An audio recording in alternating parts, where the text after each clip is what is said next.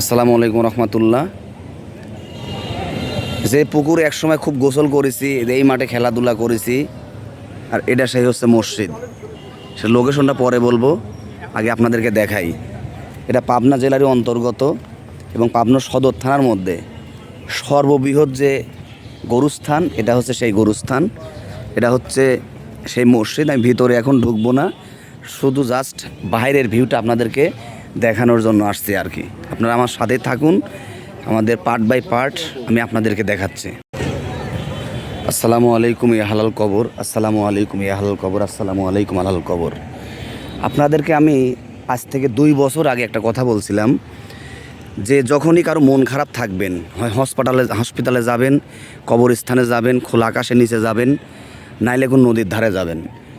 আমার আজ কয়েকটা দিন আমার মেয়েটা খুবই অসুস্থ, অনেক চিন্তাগ্রস্ত, অনেক দুশ্চিন্তা। আমাদের না আছে খাওয়া, না আছে ঘুম, মানে কোনো কিছুতে আমার ভালো লাগতো। হঠাৎ করে মনে হলো যে কোনো গরুস্থানের পাশে যাই।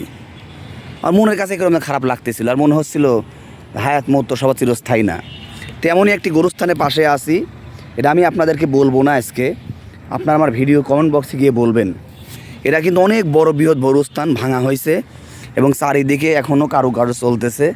এবং এই পাশে যে জায়গাটা গরুস্থান ছিল ভরাট করা হচ্ছে, এবং আমি একদম গরুস্থানের ভিতরে আছি। আমার ভিডিওটা আপনারা এই জন্যই শেয়ার করবেন যে সবাই কিন্তু গরুস্থানে আসতে পারে না। মানুষের মন মানসিকতাটা সেট আপ করতে গেলে, আল্লাহর প্রতি ভয় রাখতে গেলে আপনারা গরুস্থানে আসবেন। কারণ এই জায়গাতে আপনার আসতে হবে, আমার সন্তানকে আসতে হবে। আমার মেয়েটা 2 বার মৃত্যুর হাত থেকে বেঁচে আসলো।